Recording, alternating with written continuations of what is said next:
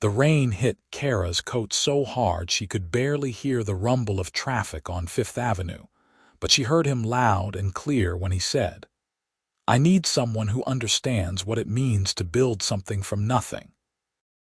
She stood in the marble lobby of Jensen Global Holdings, her worn sneakers squeaking against the polished floor, wondering if this interview was going to be as much of a disaster as the rest of her week. The receptionist had looked at her like she'd crawled out of the subway grate, which wasn't far from the truth since her umbrella had broken 3 blocks away. "I grew up in a 1-bedroom apartment with my mom and 2 brothers," Keira said, meeting the eyes of the man across the desk, Warren Jensen. She'd researched him online at the library yesterday. 32 years old, self-made millionaire, CEO of one of the fastest-growing investment firms in Manhattan. The articles called him ruthless. The photos made him look like he belonged on a movie screen, not in a boardroom. "I worked 3 jobs to put myself through community college. I know exactly what it means to build something from nothing." Warren leaned back in his leather chair, and Keira tried not to notice the way his dark suit fit him perfectly or how his jaw tightened when he considered her words. His office took up half the top floor, windows overlooking the city like he owned every brick and street below. "Your resume says you were a restaurant manager," he said, "for 6 years. I increased revenue by 40%, trained a staff of 30, managed inventory, handled suppliers, and balanced books that were in the red when I started." Keira lifted her chin. She'd worked too hard to feel ashamed now. "I know this isn't a typical path to executive assistant, but I'm good at what I do." "Why did you leave?" The owner sold to a chain. They brought in their own management team. She didn't mention how she'd cried for 2 hours in her apartment when she got the news, or how she'd been living off savings that were dwindling faster than water through a drain. Warren stood, walking to the window. He was tall, probably 6'2", with broad shoulders that made Keira think of her brother Marcus, who'd been a boxer before he became a nurse. There was something solid about Warren Jensen, something that didn't match the cold businessman image she'd expected. "I've interviewed 23 people for this position," he said without turning around. "They all had impressive degrees, references from senators and CEOs. They all said exactly what they thought I wanted to hear." Keira's stomach dropped. This was where he'd thank her for her time and show her the door. "But none of them looked me in the eye the way you just did." He turned, and there was something in his expression she couldn't quite read. "None of them talked about building something. They talked about maintaining, about managing, about keeping things running smoothly. I don't need someone to maintain. I need someone who understands growth. So I have the job." The words came out before Keira could stop them. A smile tugged at the corner of his mouth, just barely. "Can you start Monday?" "I can start tomorrow." "Monday," Warren repeated. "I don't believe in burning people out in the first week. You'll need your energy." Keira left the building feeling like she'd just survived a tornado. The rain had stopped, and the evening sun broke through the clouds, making the wet streets shimmer. She pulled out her phone and called her mom. "I got it," she said when her mother answered. "Mama, I got the job." Her mother's whoop of joy made Keira's eyes sting with tears. "I knew you would, baby, I knew it. How much?" When Keira told her the salary, her mother went quiet for so long she thought the call had dropped.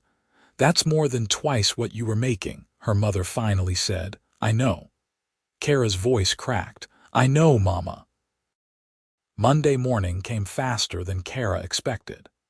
She'd bought 2 new outfits over the weekend, professional dresses that ate up most of her remaining savings, but made her look like she belonged in a place like Jensen Global. The navy blue one fit her curves without being too tight, and she'd found shoes on sale that didn't make her feet scream after an hour. Warren was already at his desk when she arrived at 7. He looked up when she knocked on his open door and something flickered across his face before he waved her in. "Coffee?" he asked. "I can get it for you," Keira said automatically. "I'm asking if you want some. I was about to make a pot." He stood, and Keira noticed the small coffee station set up near his window. Not a regular coffee maker, but one of those expensive machines that ground fresh beans. "I can do that. It's part of my job, right?" Warren paused, his hand on the coffee bag. "Keira, I need an assistant who can think 3 steps ahead of me, who can handle clients and investors and manage projects I don't have time to oversee. I don't need someone to make my coffee. If we're both here early and I'm already making a pot, I'm going to offer you some." "That's just being a decent human being." Heat crept up Keira's neck. "Sorry, I just thought, don't apologize. Just tell me if you want coffee." "Yes, please."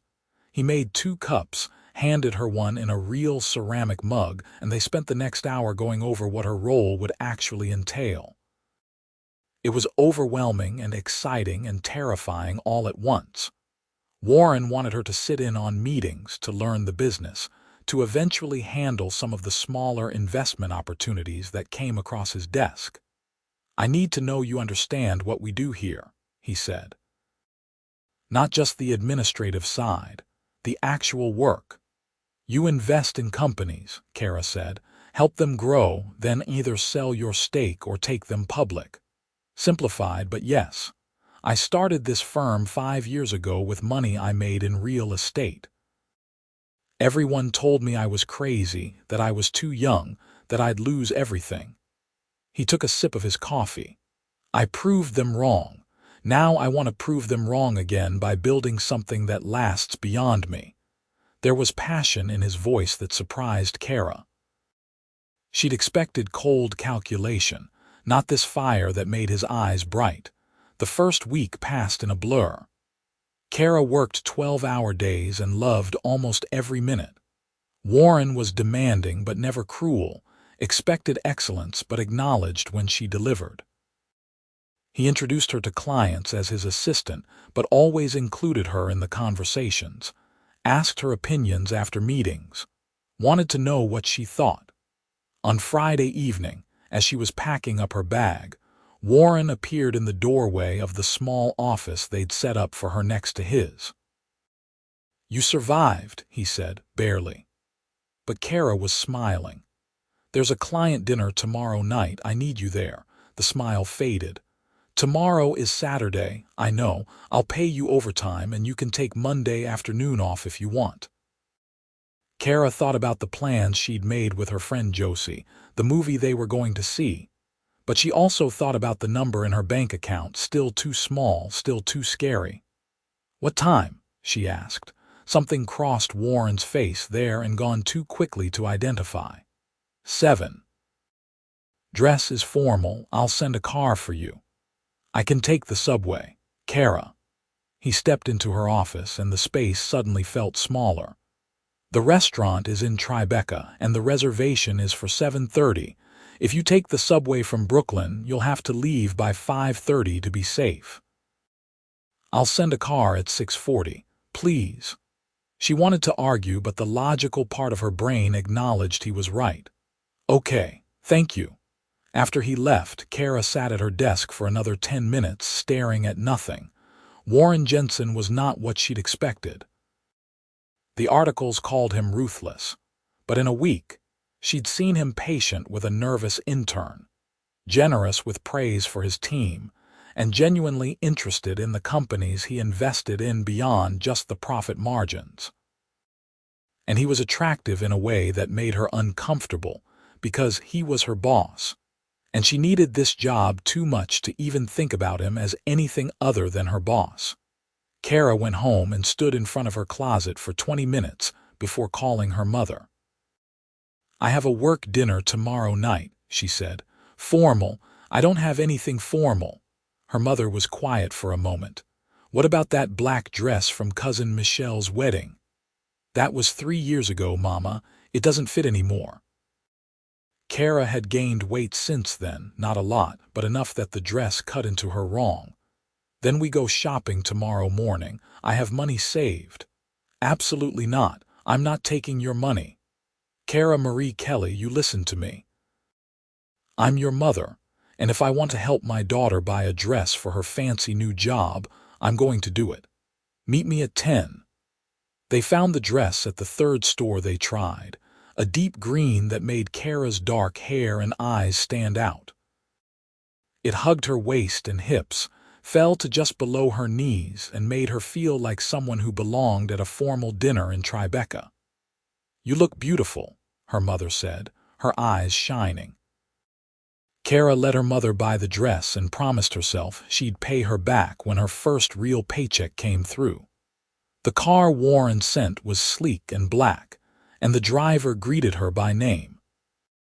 Keira felt ridiculous climbing into the back seat in her fancy dress and borrowed heels, but she held her head high. The restaurant was the kind of place that didn't have prices on the menu. Keira had heard about restaurants like this, but never imagined she'd actually eat at one. Warren was already there, standing when she approached the table. He wore a dark gray suit that probably cost more than her monthly rent, and his eyes traveled over her in a way that made her breath catch. You look lovely, he said, and it didn't sound like a line. Thank you. Keira took the seat he pulled out for her, grateful for the etiquette lessons her mother had insisted on when she was 12. The clients were a married couple, Richard and Patricia Morse, who owned a chain of boutique hotels on the East Coast. They wanted to expand to the West Coast and needed investors. Warren had clearly done his homework, asking questions about occupancy rates and seasonal fluctuations that impressed even Keira. But midway through dinner, Richard turned to Keira.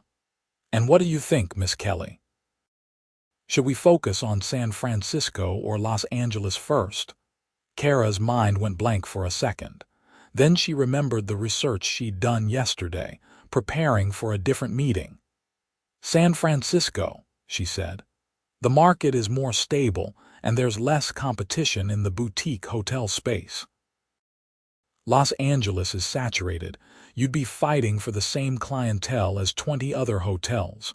Patricia leaned forward. That's exactly what I said, Richard laughed. Looks like I'm outvoted. But he didn't seem upset. In fact, he looked impressed. After the Morses left, Warren and Keira lingered over coffee. The restaurant was emptying out, just a few other tables still occupied. You did well tonight, Warren said. I just answered a question. You answered it intelligently and backed it up with reasoning. That's more than most people can do. He studied her for a moment.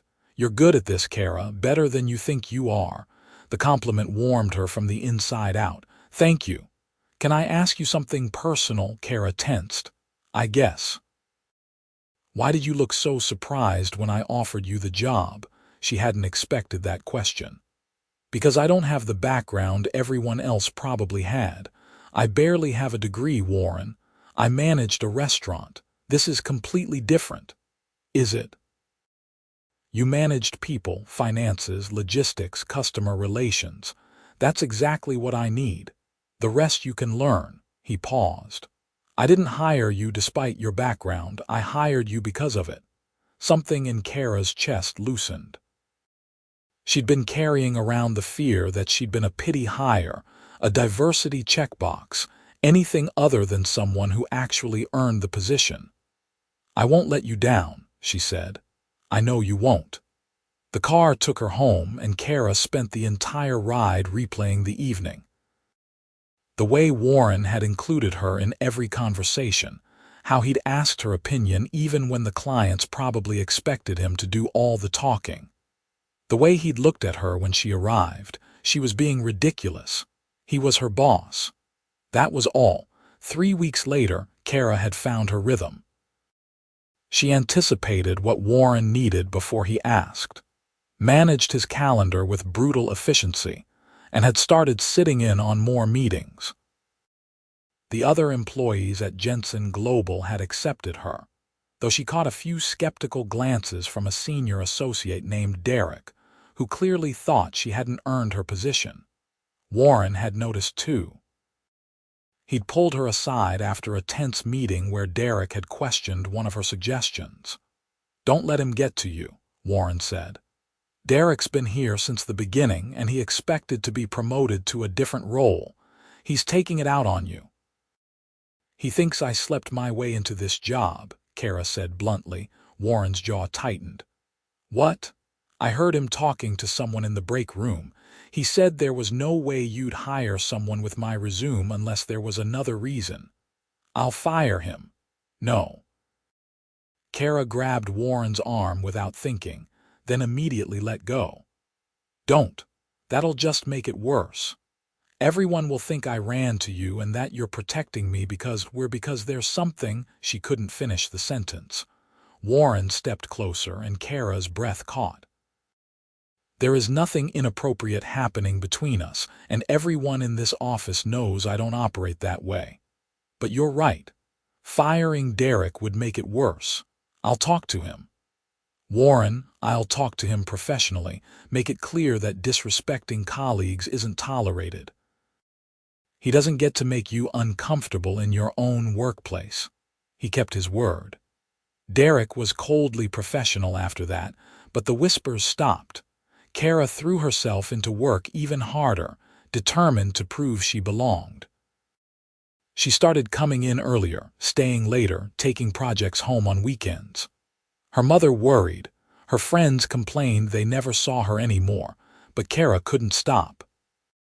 She was reviewing investment portfolios one evening long after everyone else had gone home when Warren appeared with 2 bags of takeout. "When did you last eat?" he asked. Keira looked up, startled. She'd thought she was alone. "I had lunch 8 hours ago, come on." He didn't wait for an answer, just carried the food into the conference room and started unpacking containers. The smell of Thai food made Keira's stomach growl. She followed him, telling herself this was just a boss making sure his employee didn't pass out from hunger. "You've been working too hard," Warren said, handing her a plate. "I want to do a good job. You're doing an excellent job, but you're going to burn out if you keep this pace." Keira took a bite of pad thai and it tasted like heaven. Says the man who's here at 8 on a Thursday night. "I don't have much else to do." The admission surprised her. "Really? I thought you'd have a different event every night, galas, charity dinners, all that society stuff." Warren made a face. "I hate that stuff. I go when I have to for business, but given the choice, I'd rather be here. Working."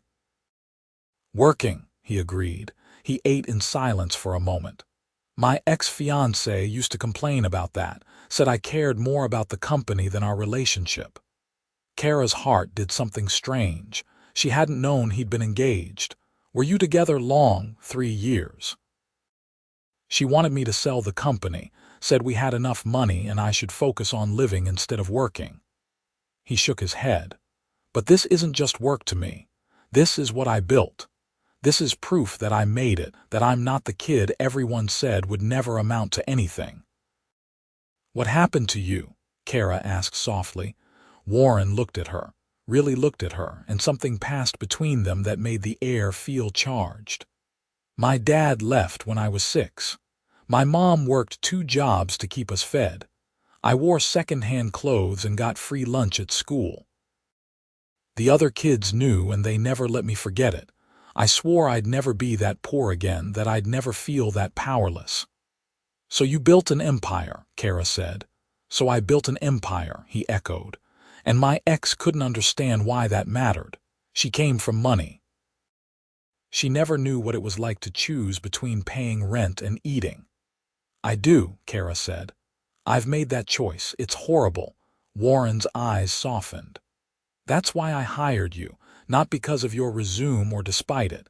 I hired you because when I looked at you, I saw someone who understood." The moment stretched between them, fragile and intense. Then Warren cleared his throat and changed the subject, asking about the portfolios she'd been reviewing. They talked for another hour, eating and working and laughing at Warren's terrible jokes. When Keira finally left, Warren insisted on the car service taking her home. "It's late," he said when she protested, "and I'm not letting you take the subway alone at 10 at night." Keira wanted to argue that she'd been taking the subway alone at night for years, but the concern in his eyes stopped her. "Thank you." In the car, she leaned her head against the window and tried to untangle what she was feeling. Warren Jensen was her boss. He was also kind and driven and understood her in a way most people didn't. And she was starting to feel things that had nothing to do with work. This was dangerous. The next few weeks were torture. Keira tried to keep things professional, but Warren kept doing things that made her heart race. He'd bring her coffee in the morning, the way she liked it, with too much cream and 1 sugar. He'd ask about her family, remember details she'd mentioned in passing. He'd defend her in meetings and praise her work and look at her, sometimes like she was the only person in the room. And she was falling for him, which was the stupidest thing she could possibly do. Her friend Josie called her out on it over drinks one Friday night. "You're in love with your boss," Josie said, not even making it a question. "I am not." But Keira's face heated. "You talk about him constantly." "Warren said this, Warren thinks that. Girl, you've got it bad." "It doesn't matter if I do. Nothing can happen. He's my boss, Josie. I need this job." "Does he feel the same way about you?" Keira thought about the way Warren looked at her sometimes, the way he'd opened up about his past, how he always made sure she got home safely. "I don't know, maybe, but it doesn't matter." "Why not?" "Because I'm not what he needs. He comes from nothing like me, but he made it. He's a millionaire with a company and a reputation. I'm barely scraping by. I don't fit in his world." Josie reached across the table and grabbed her hand. "Keira, you're brilliant and beautiful and hardworking. Any man would be lucky to have you. But I'm not what he wants. I'm not sophisticated or educated or—" Did he say that? No. But then stop putting words in his mouth. If Warren Jensen has half a brain, he knows what he's got in you. Keira wanted to believe her, but the fear sat in her chest like a stone. Everything came to a head 2 weeks later. Warren had a major investment deal closing, the kind that would cement Jensen Global as a major player. The meeting was supposed to last 2 hours, but dragged on for 6. Keira sat in, taking notes and watching Warren negotiate with a skill that was almost artistic. When they finally signed the papers, Warren's entire team erupted in celebration. Someone broke out champagne in the conference room, and for an hour, everyone forgot about professionalism and just enjoyed the victory. Warren found Keira on the balcony attached to his office. The sun was setting over Manhattan, painting the sky in shades of orange and pink. "You should be celebrating," Keira said. "I am." He stood next to her, close enough that she could feel the warmth of his body. "This wouldn't have happened without you. I just took notes." "You did a lot more than that. You caught the discrepancy in their proposal that would have cost us millions. You suggested the compromise that got them to agree to our terms. Keira, you were incredible in there." Pride swelled in her chest. "Thank you. I mean it. You're not just my assistant anymore. You're my partner in this." The word partner made something twist inside her. "Warren, I need to tell you something." He turned to face her, and the look in his eyes made her breath stop. "This is probably the worst timing in the world, and if you want to pretend I never said anything, we can do that. But I can't keep this in anymore." "Keep what in?" "I have feelings for you." The words came out rough, almost angry. "Real feelings. I tried to ignore them. You work for me, and I swore I'd never be that boss, the one who hits on his employees. But Keira, you're not just my employee. You're smart and driven, and you understand me in a way no one else does. When I'm with you, I feel like I can be myself, not just the CEO everyone expects me to be." Keira's heart was pounding so hard she thought it might break through her ribs. I can't be what you want. What? I'm not sophisticated or polished. I didn't go to the right schools or grow up in the right neighborhoods. I'm just a girl from Brooklyn who got lucky with a job. The words poured out, all her fears spilling over. You need someone who fits in your world, Warren. Someone who knows which fork to use at fancy dinners and can talk about art and wine. I'm not that person. Warren stared at her for a long moment. Then he laughed, but it wasn't a happy sound. You think that's what I want? Someone who knows about forks and wine. Isn't it, Keira? I grew up poor. I know what it's like to feel like you don't belong, to walk into rooms and have everyone look at you like you're trash. That world you're talking about, those people who grew up with everything handed to them. They bore me to death. They've never had to fight for anything. They don't understand what it means to build something. He stepped closer and Keira's back hit the railing. You know what I want? I want someone who's real. Someone who works hard and cares about things beyond the surface. Someone who makes me laugh and challenges me and sees me as more than just a bank account. His voice dropped. I want you, Keira, exactly as you are. Tears stung Keira's eyes. What if I mess this up? What if I'm not good enough? Good enough for what? For me. Warren's hand came up to cup her cheek, his thumb brushing away a tear that had escaped. I'm the one who's not good enough. I work too much. I'm obsessed with this company and I have a bad habit of shutting people out. But you make me want to be better. You make me want to leave the office at a reasonable hour and have dinner and talk about anything other than business. I want that too, Keira whispered. I want you too. I've been trying not to because you're my boss and I need this job, but Warren, I'm falling for you and it's terrifying. Then fall, he said. I'll catch you. He kissed her, and it was like every romance novel Keira had ever read except better because it was real. His lips were soft but insistent, and when his arms wrapped around her, she felt safer than she had in years. When they finally broke apart, both breathing hard, Warren rested his forehead against hers. We should talk about the work situation, he said. Reality crashed back in. Oh God, I can't keep working for you if this is. I'll promote you. Make you a junior partner. You've earned it anyway, and it'll change the dynamic enough that HR won't have a fit. He pulled back to look at her. But only if that's what you want. I'm not going to pressure you into anything. You're serious. A junior partner. You've been doing partner-level work for weeks, Keira. You deserve the title and the salary that comes with it. She thought about how hard she'd worked, how much she'd learned, how Warren had trusted her with more and more responsibility. Okay. Yes, but I don't want anyone thinking I got the promotion because we're together. Then we'll wait to announce we're together until after the promotion goes through. Give it a few weeks so it's clear this is based on merit. Warren smiled. I can wait a few weeks if it means I get to actually take you on a real date after. A real date, dinner, movie, the whole thing. I want to do this right, Keira. She kissed him again, softer this time, savoring it. Okay. The next 3 weeks were the longest of Keira's life. Warren announced her promotion at a company meeting, and while a few people looked surprised, no one seemed upset. Derek even congratulated her, though it looked like it physically pained him. Keira moved into a new office, larger than her previous one, with windows that overlooked the city.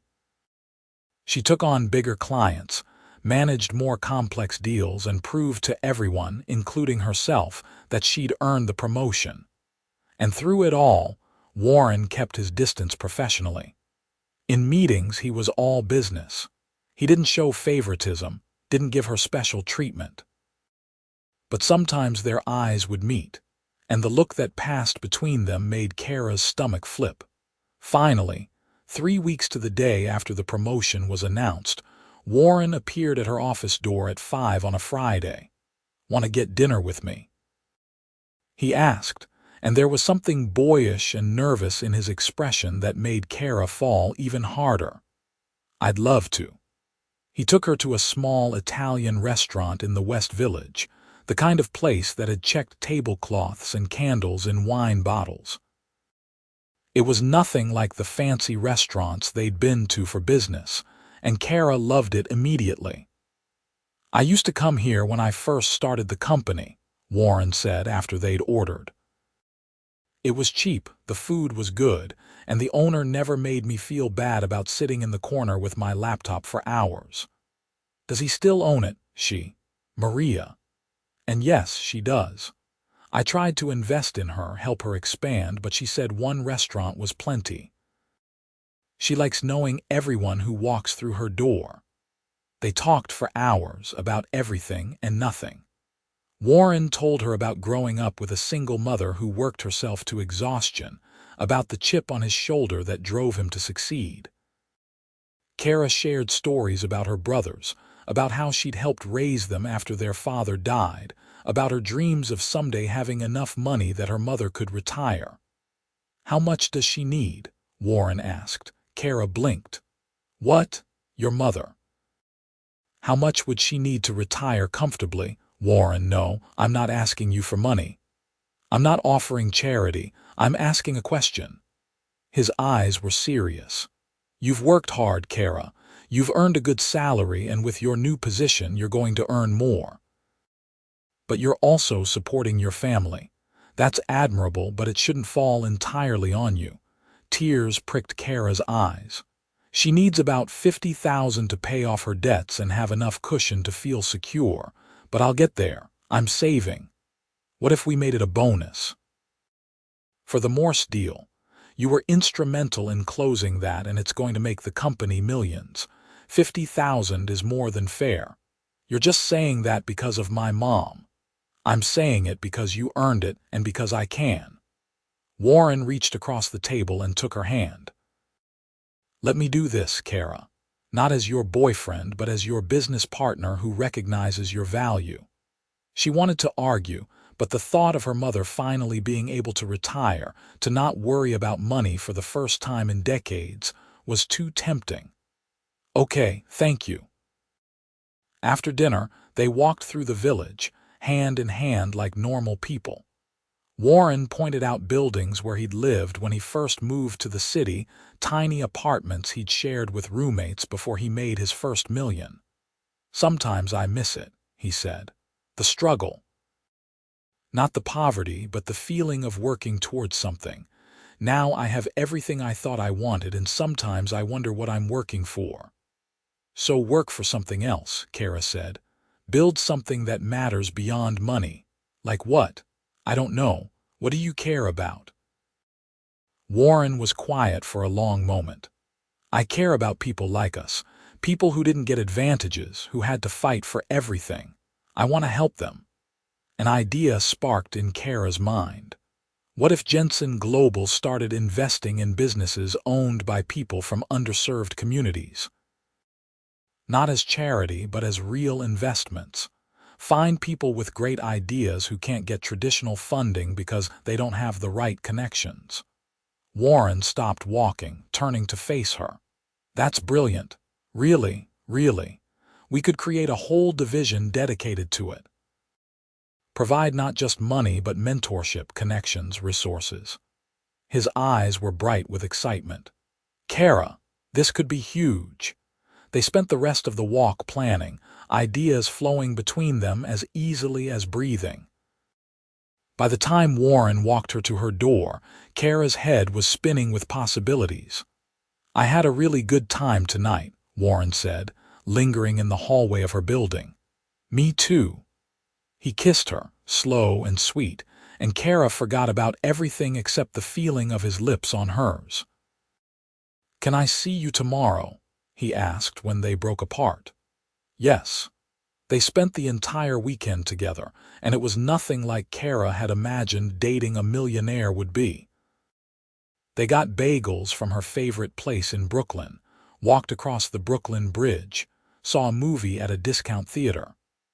Warren didn't care about fancy restaurants or exclusive clubs. He just wanted to be with her. On Sunday evening, they ended up at Keira's apartment. Her roommate was gone for the weekend, and they sat on her second-hand couch, eating pizza and watching terrible reality TV. "I like this," Warren said, his arm around her shoulders. "Terrible TV, this. Us, being normal people for a while." Keira tilted her head up to look at him. "Are we really doing this, making this work? I want to. If you do, I do. But it scares me, Warren. What if people at work think I'm using you? What if your friends don't accept me? What if he silenced her with a kiss? Then we'll deal with it, together." "Keira, I've dated plenty of women who looked perfect on paper. Society girls, executives, women who knew all the right things to say. And I was miserable. You make me happy, that's all that matters." "You make me happy too," she admitted. "Happier than I've been in a long time." They made love that night, slow and tender, and Keira felt like she was finally exactly where she was supposed to be. The next few months were a blur of work and stolen moments. They kept their relationship quiet at first, not hiding but not advertising either. But gradually, people figured it out. The way Warren looked at Keira gave them away, the way she touched his arm in meetings, how they'd arrive together sometimes in the morning. There was some gossip, but less than Keira had feared. She'd proven herself as a junior partner, closing deals and bringing in new clients. Even Derek had grudgingly admitted she was good at her job. Warren's friends were a different story. The first time he invited her to a charity gala, Keira almost said no. But Warren had looked at her with those eyes, and she couldn't refuse. The gala was exactly as terrible as Keira had imagined. Everyone was dressed in designer clothes, drinking champagne that probably cost more than her rent. Women in glittering dresses looked at her like they were trying to figure out where she fit in Warren's world. One woman, a blonde in a dress that probably cost 5 figures, cornered Keira by the bar. "So you're Warren's new girlfriend," she said, her smile sharp. "I am. How did you two meet?" "I work for his company." The woman's eyebrows rose. "Oh, how modern." There was judgment in every word, and Keira felt her temper rise. "I'm a junior partner at Jensen Global. I earned my position and I'm good at my job." "I'm sure you are." The woman's tone said she was sure of no such thing. Warren appeared at Keira's elbow, his hand settling on her lower back. "Andrea, I didn't know you'd be here. Preston dragged me. You know how he loves these things." Andrea's eyes flickered between them. "I was just getting to know your girlfriend."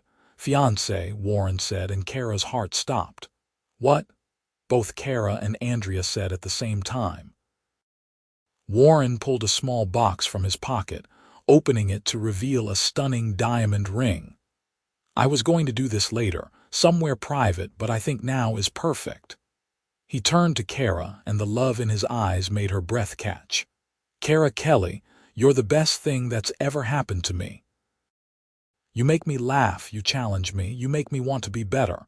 I love you more than I thought I could love anyone. Will you marry me?" Tears streamed down Keira's face. "You're serious?" "I've never been more serious about anything." "Yes," Keira said, her voice breaking. "Yes, yes, of course yes." Warren slipped the ring on her finger, and the entire ballroom erupted in applause. Keira barely noticed. She was too busy kissing the man she loved, the man who saw her exactly as she was and loved her for it. Andrea disappeared into the crowd, and Keira didn't care. Later, when they were alone in Warren's car, Keira smacked his arm. "You couldn't have warned me." "Would you have wanted me to?" She thought about it. "No, that was perfect. But did you really have a ring in your pocket, or was that something you grabbed on the way?" Warren laughed. "I've been carrying that ring for 2 weeks, waiting for the right moment. When I saw Andrea giving you a hard time, I knew. You proposed to me to make a point to your ex." "No, I proposed because I love you and want to spend the rest of my life with you." Doing it in front of Andrea was just a bonus. Keira looked at the ring on her finger and it felt surreal. I can't believe this is my life now. Believe it. Warren took her hand, bringing it to his lips. You're not what I thought I wanted, Keira. You're so much better. You're real and honest and kind. You're exactly what I needed, even if I didn't know it. Fresh tears spilled down Keira's cheeks. I love you. I love you too. They set the wedding for 6 months later, a small ceremony in Brooklyn with family and close friends. Keira's mother cried through the entire thing, and Warren's mother, a tiny woman with her son's eyes, welcomed Keira into the family with fierce hugs. You're good for him, she whispered to Keira. He's happy. Really happy. I haven't seen him like this since he was a boy. The reception was held at Maria's restaurant, which they'd rented for the night. It was nothing like the society weddings Warren's friends had, but it was perfect. Good food, people they actually cared about, and dancing that lasted until midnight. Warren's best man, a friend from college named Thomas, gave a toast that made everyone laugh and cry. I've known Warren for 15 years, Thomas said, and I've never seen him as content as he is with Keira. She grounds him, challenges him, loves him for who he is, not what he has. That's rare. That's special. So here's to Warren and Keira, who prove that the best things in life are worth fighting for. Everyone raised their glasses, and Keira felt overwhelmed with happiness. Later, as they danced to their song, Warren pulled her close. Happy, so happy I could burst. Good. Because I have a surprise for you. Another one, he smiled.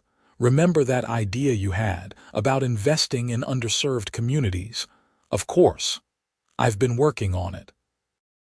We're launching a new division next month, dedicated entirely to finding and funding businesses owned by people who have been overlooked by traditional investors, and I want you to run it. Keira pulled back to stare at him. What? You came up with the idea. You understand what these entrepreneurs are facing because you've lived it. You're the perfect person to lead this. Warren, that's huge. That's I don't know if I can, you can. I know you can, and I'll be there to support you every step of the way. Keira buried her face in his chest, overwhelmed. How did I get so lucky? I'm the lucky one, Warren said, his voice rough with emotion. You saved me, Keira.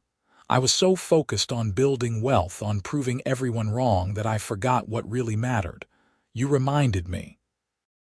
They stayed on the dance floor long after the song ended, just holding each other. The next year was a whirlwind.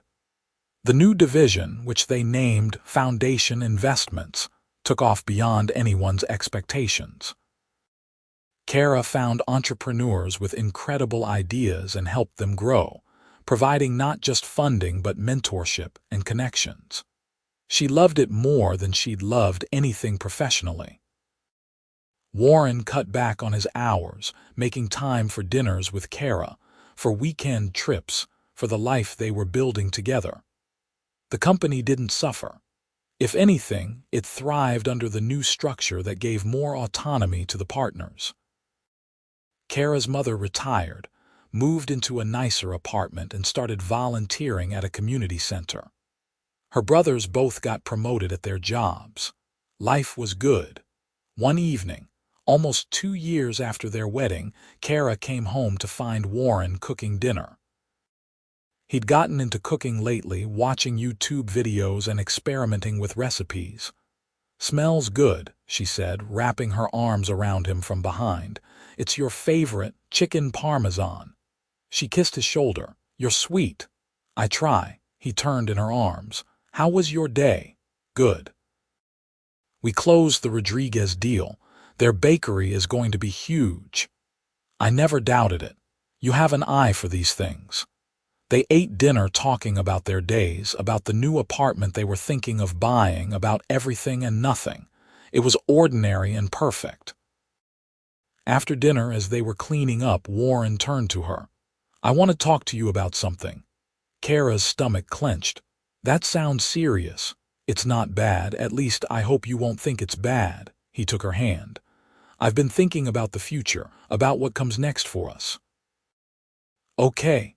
I want kids, Keira. I want to build a family with you, but I know we've never really talked about it, and if you don't want that, we can figure out something else. Relief and joy flooded through her. I want kids too. I've wanted to bring it up, but I didn't know how you'd feel. Warren's smile was brilliant. Yeah. I want everything with you, Warren. Kids, a home, all of it. He kissed her, deep and thorough, and Keira felt the last piece of her life click into place. 9 months later, Keira went into labor at 3 in the morning. Warren panicked, forgetting where he'd put the hospital bag and nearly driving them to the wrong hospital.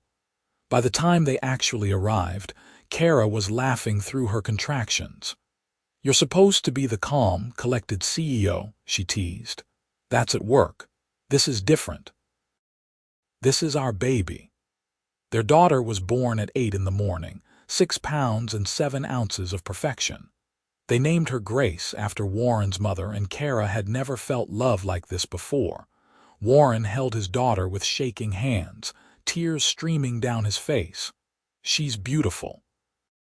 She's perfect." "She is," Keira agreed, exhausted and exhilarated. "Thank you," Warren said, his voice choked. "Thank you for this, for her, for everything." Keira's mother arrived an hour later, followed by Warren's mother and Keira's brothers. The hospital room filled with love and laughter and joy.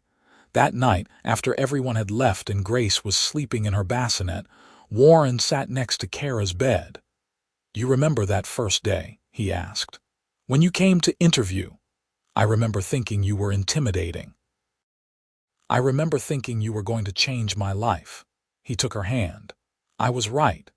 You did. You made me better, Keira. You gave me purpose beyond money, beyond success. You gave me a family. We gave each other a family," Keira corrected. "I love you so much. I love you too." 2 years later, they had a son, James, who had his father's eyes and his mother's stubborn streak. Grace was a protective big sister, always making sure her baby brother was safe. Warren scaled back even more at work, not wanting to miss moments with his children.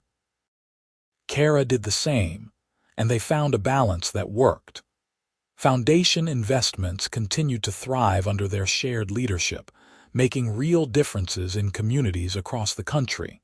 They bought a house in Brooklyn, not far from where Keira grew up. It had a backyard where the kids could play and enough space for family dinners with both their mothers and Keira's brothers and their families. Life wasn't perfect. They argued sometimes about money or parenting or whose turn it was to do the dishes. Grace went through a phase where she only wanted mommy, and James screamed for hours with colic. Work was stressful, investors were demanding, and some days Keira wondered how they managed it all. But then Warren would come home and pull her into a hug, and she'd remember why they did it. Or Grace would say something hilarious, and they'd both collapse with laughter. Or James would take his first steps and Warren would grab her hand, and they'd watch together with tears in their eyes. On their 5th wedding anniversary, they went back to Maria's restaurant. They'd left the kids with Keira's mother and had the evening to themselves. "Remember our first date?" Warren asked over tiramisu. "You mean when you proposed to me in front of your ex?" "That was technically our first public appearance. Our first date was right here." "Best date of my life," Keira said. "Want to know something?" Warren leaned forward. "I almost kissed you that night. We were walking and you were talking about your idea for foundation investments and you were so passionate and beautiful. I wanted to kiss you so badly. Why didn't you?" "I was trying to be a gentleman. Take things slow," Keira laughed. "And then you proposed 3 months later. When you know, you know." They walked home hand in hand, taking the long way through their neighborhood. It was fall, leaves crunching under their feet, the air crisp and cool. "Do you ever regret it?" Keira asked. "Giving up the bachelor CEO lifestyle for this?" Warren stopped walking, turning to face her. "Not for 1 second. That life was empty, Keira. I had money and success, but I was lonely. Now I have you and Grace and James.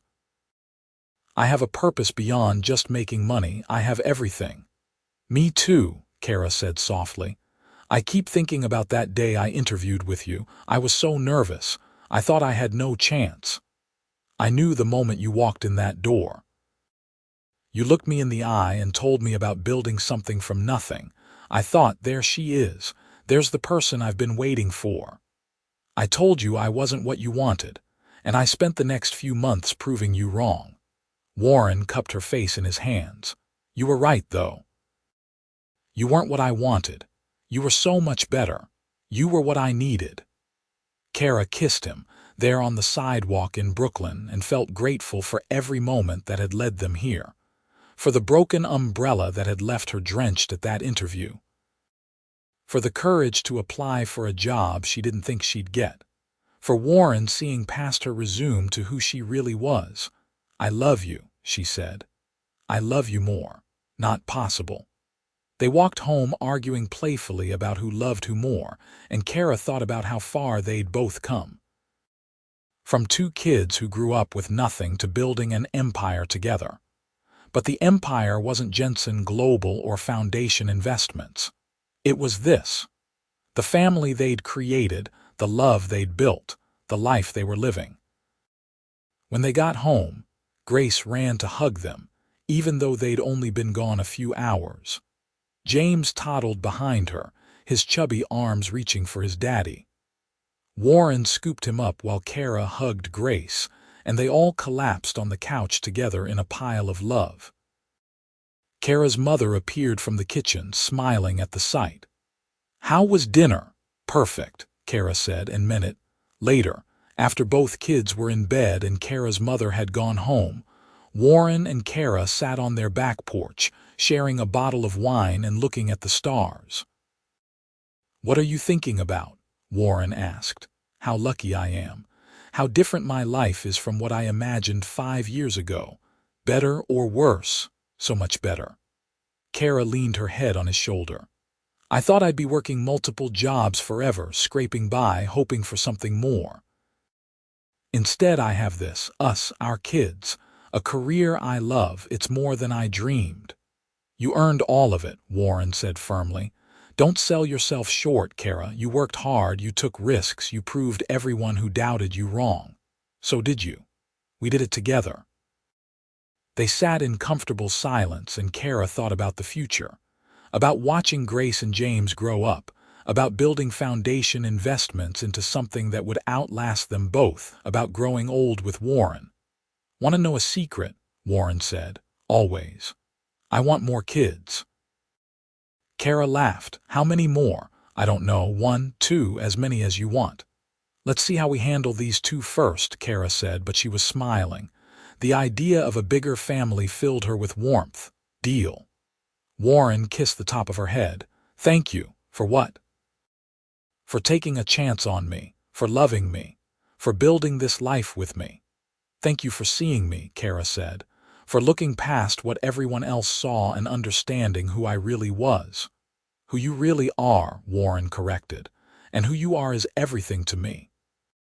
They stayed on the porch until the wine was gone and the night grew cold.